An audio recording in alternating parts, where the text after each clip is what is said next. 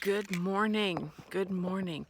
I want to do a follow-up to yesterday to give you some more information. Why am I talking about diabetes or type 2 diabetes and free will and doing all for the glory of God? What on earth am I on about?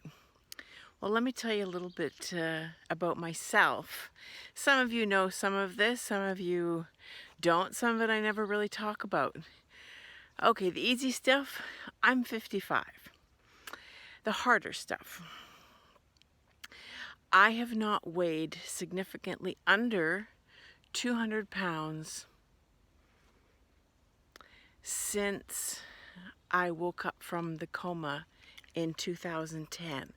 I lost a lot of weight being unconscious, of course, and so I can't really count that as my big health achievement.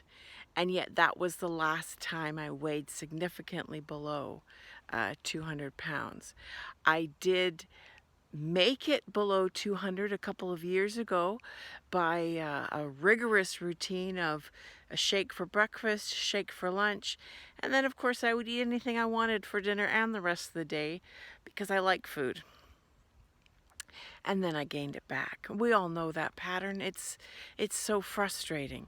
You lose, you gain, you lose, you gain, and that's not actually that good for us.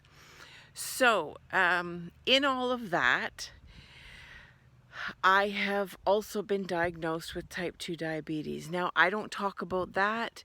I don't talk about it for two reasons. One, I don't believe that it is good for us, good for our identity, good for our brain to claim things that don't belong, to claim things that we don't want. So I don't refer to it as my diabetes because it's not. It's not. It's a diagnosis. So there's that. And I know that to be diagnosed with that means that I have made some less than stellar choices over the years. It's my doing. It's not something that happened to me. I'm not a victim of an illness. It's something I acquired through poor choices. And it's something that I can reverse through better choices, through tough choices, because now I've put myself in a corner that I need to work out of. And I have to thank my daughter Emily. She's a personal trainer.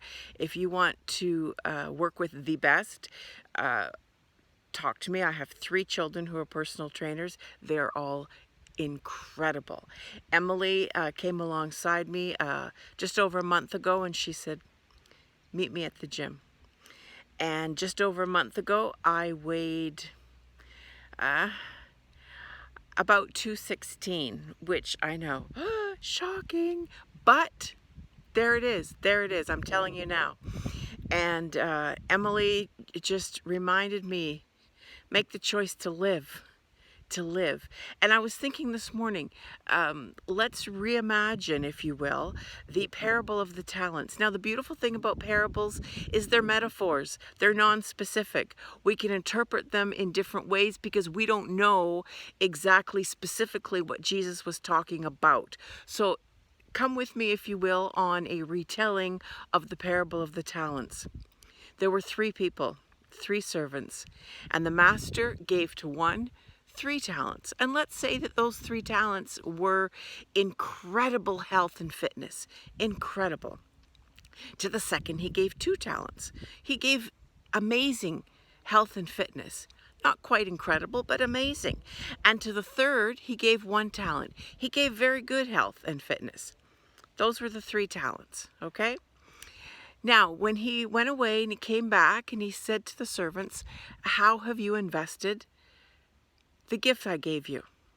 And the first one said, oh my goodness, you gave me incredible, amazing health and fitness. And so I became a fitness and health instructor, and I've traveled all over the world teaching people how to do everything to the glory of God. I've taught people how you have given us so much and that we should use it to the fullest. And there's people all over the world now who are stellar examples of serving you in every moment of their lives. And the master was pleased. And he said to the second one, what have you done? What do you have for me? And the second servant said, Lord, you gave me amazing health and fitness. And I went and I became a gym teacher. And I taught children in my community and in the communities around me. I taught children to take care of themselves. I taught children to respect the gift that you gave them. I taught children to be leaders in their families and in their communities. That's what I did with the gift you gave me. And the master said, wow, well done, well done. And to the third one, he said, and what have you done? Well, that third servant said, oh, Lord, I know you're tough. I know you're tough. And I know that you reap where you didn't sow. I know you gather where you didn't scatter. And so I wasn't going to take any chances with my health. I stayed home. Look, I have no broken bones. I didn't suffer any brain injuries. I didn't get sick from anything that I could have caught from anybody else. I have the health you gave me. Now in the parable, how did the master respond? He was not pleased. He was not pleased. And so in our retelling of the story, he was not pleased. He said, you knew how hard I was, and yet you did nothing with the gift I gave you. You didn't share it with anybody. You didn't grow it at all over the years. And that night, that man died in his sleep.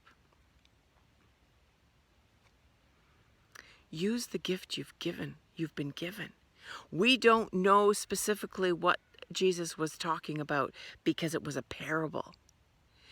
But he has given us all good gifts, and our health is one of them. He has given us all of it, and all of it he expects an investment and a return on that investment. And I'm preaching to myself because I have not been a faithful servant with the gift he's given me. I have not been, and I want to change that. And I am changing that right now, today.